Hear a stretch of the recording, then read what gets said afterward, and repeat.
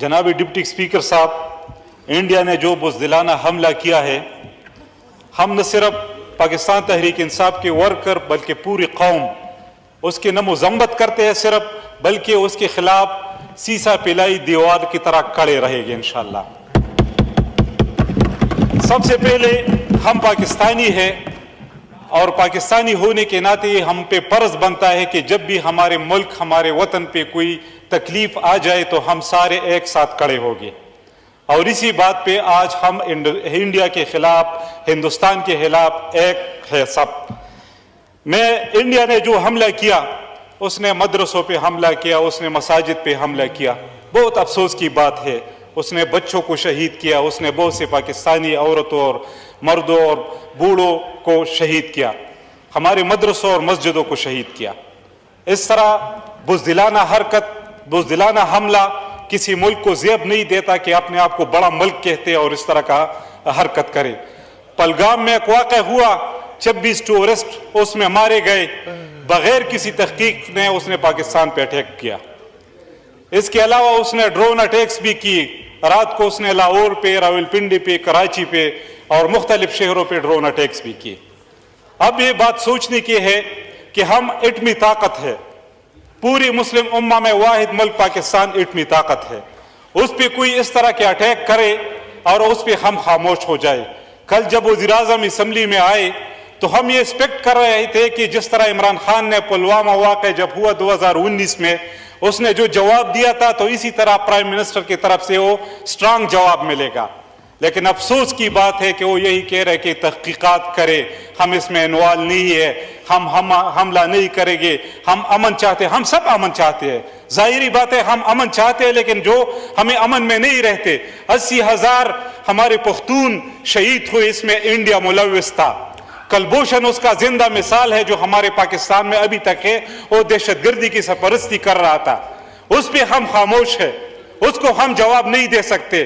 اس وقت ہمیں جواب دینا ہوگا، اگر ہم جواب نہ دیں تو ہمارے اس ایٹم بم کا بھی کوئی پیدا نہیں، نہ اس میں ایٹمی قوت کا بھی کوئی فائدہ نہیں۔ میں ایک اور بات کرنا چاہتا ہوں، یہاں ایک پشتو کا ایک مشہور کہاوت ہے کہ آپ گیدڑوں کے لیڈر کو گیدڑوں کا لیڈر اگر شیر ہو تو گیدڑ بھی شیر بن جاتے ہیں، لیکن شیروں کا لیڈر اگر گیدڑ ہو تو وہ شیر بھی گیدڑ بن جاتے ہیں۔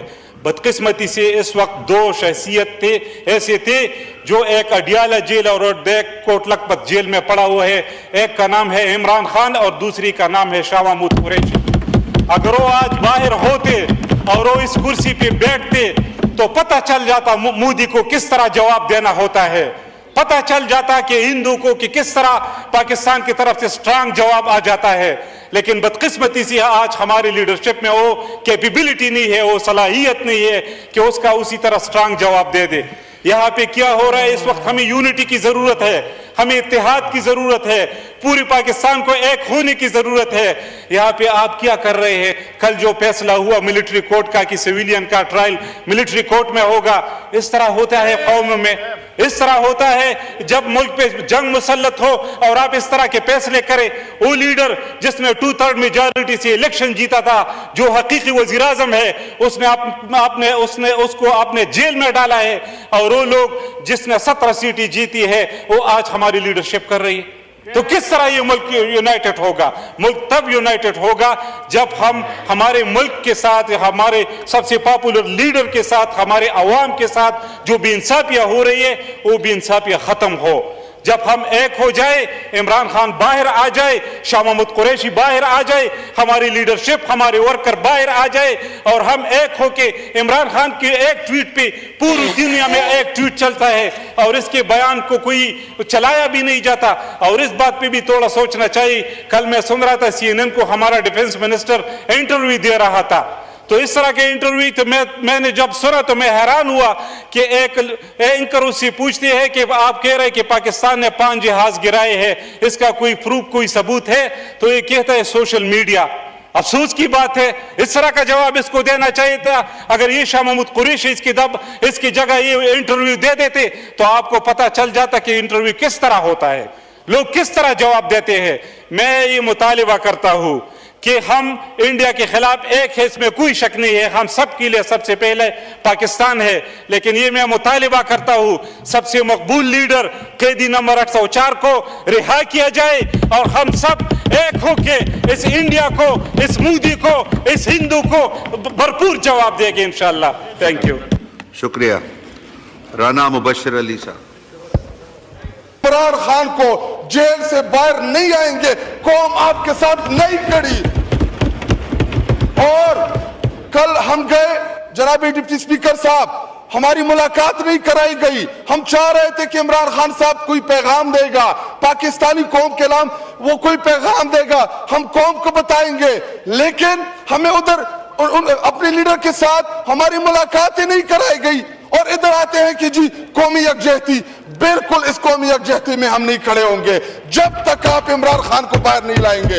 اور جناب ڈپٹی اسپیکر صاحب، آج سے 2 سال پہلے 9 مئی کے دن جس بونڈے طریقے سے قوم کے محبوب لیڈر کو گریبان سے پکڑا گیا، ان کو گھسیٹا گیا، ان کو غیر قانونی طریقے سے گرفتار کیا گیا، تب سے لے کے آج تک پاکستانی قوم ان تمام ہاتھوں سے، ان تمام کرداروں سے نفرت کرتی ہے جنہوں نے عمران خان کو پکڑا، عمران خان کو گھسیٹا۔ اور جناب ڈپٹی اسپیکر صاحب، میرا دل کچھ اور کہہ رہا ہے، زبان سے مجبوری کے تحت ہی ہم یہی کہیں گے کہ ہاں اگر جنگ ہوگی تو ہم اپنے ملک کے ساتھ کھڑے ہوں گے، اگر جنگ ہوگی تو ہم اپنی دفاعی عسکری قیادت کے ساتھ کھڑے ہوں گے۔ کیوں؟ کیونکہ ملک ہمارا ہے، سرزمین ہماری ہے، ہم نے اس ملک کے اندر رہنا ہے۔ یہاں پہ جو آگے بیٹھے ہیں ان کی باہر جائیدادیں ہیں، یہ لندن بھاگ جائیں گے، کوئی دبئی چلا جائے گا، کسی کے یورپ میں گھر ہے، ہم نے اس ملک میں رہنا ہے، یہ سرزمین ہماری ہے، یہ ہمیں اپنے لیڈر نے سکھایا تھا، یہ پاکستان ہمارا ہے، کیونکہ ہم نے، ہماری آنے والی نسلوں نے اس ملک کے اندر وقت گزارنا ہے۔ لیکن ایسا نہیں ہو سکتا کہ آپ میرے لیڈر کو جیل میں رکھیں اور مجھ سے قومی یکجہتی کا تقاضا کریں۔ اگر میں کہہ بھی دوں کہ ہاں قومی یکجہتی میں آپ کے ساتھ کھڑا ہوں، لیکن پاکستانی قوم نہیں کھڑی آپ لوگوں کے ساتھ۔ اس بات کو سمجھے، باہر سروے کرائیں، باہر میڈیا سے آزادانہ سروے کرائیں، آپ کو پتا چلے اگر ملک واقعی مشکل حالات میں ہے تو عمران خان کو لے آئے باہر، کیا فرق پڑے گا اس سے؟ کیوں آپ قومی لیڈر کو ضرورت کیا ہے؟ کس لیے رکھا ہوا ہے جیل میں؟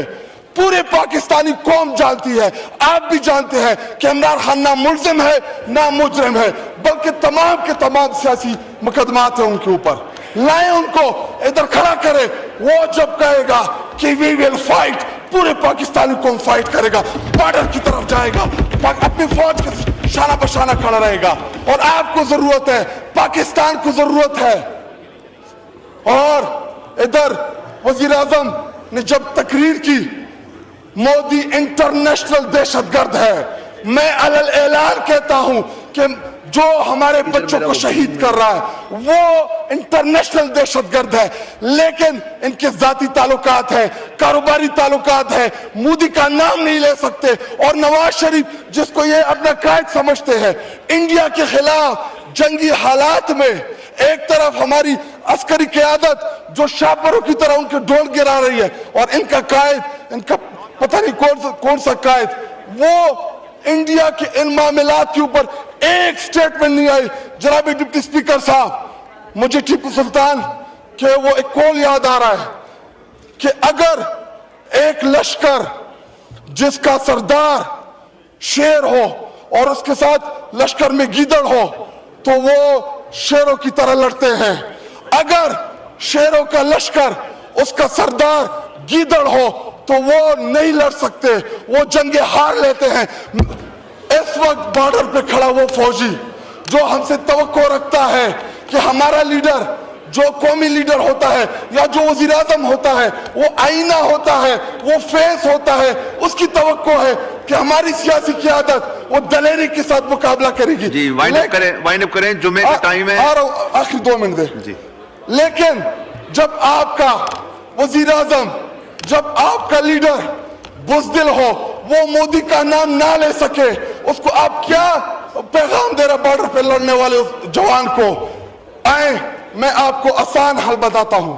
جناب ڈپٹی اسپیکر صاحب، 9 मई के बाद, आज से 2 साल पहले जब 9 मई हुआ, आपने हमारे कारकुनान को घसीटा, हमारे खवातीन को रोड के ऊपर घसीटा, आपने चादर और चारदीवारियों की पामालियां की, हमारे पॉलिटिकल पार्टी को आपने देवाल में चुन दिया। ये तमाम चीजें हम भूलने के लिए तैयार है, लेकिन शर्त एक ये है कि इमरान खान को बाहर लाएं, इधर परेड ग्राउंड में जलसा रखे। अगर 50-60 लाख से कम लोग हुए तो मेरा नाम शायद खटक नहीं होगा। शुक्रिया। हनीफ अब्बासी साहब। मौलाना मसूद अजहर साहब के जो है मदरसा है उसके ऊपर 4 मिसाइल दागे गए हैं, 4 मिसाइलों के साथ हमला किया गया है मौलाना मसूद अजहर साहब के मदरसे के ऊपर। हम अपनी अफवाज पाकिस्तान के साथ खड़े हैं, लेकिन मेरा सवाल है कि हमारी एजेंसीज कहाँ सोई हुई थी, हमारी अफवाज पाकिस्तान कहाँ सोई हुई थी जब ये हमला हुआ। मुजफ्फराबाद की भी खबर आ रही है कि मुजफ्फराबाद वाली साइड पे भी ये अटैक हुआ है, लेकिन सबसे पहले मेरे बहावलपुर सिटी के अंदर अटैक हुआ है ब्लास्टिक मिसाइल के साथ। उन्होंने हमला किया है मौलाना मसूद अजहर साहब के मदरसे के ऊपर, 4 मिसाइल मारे गए हैं। 4 missiles on Maulana Masood Azhar's hideout and Muzaffarabad as well, and clearly Pakistani is wondering where the Pakistan army is, where the political dispensation is. Smita? Look, the first attack was from Pakistan in this form of Pahalgam. Let's not mistake it. It was a Pakistan army action. So it was the first attack by them. What we did was the non-kinetic decisions that we took first, whether it was the water or whatever. The second is what we have struck today. But be very, very sure that they will strike too. They will hit too.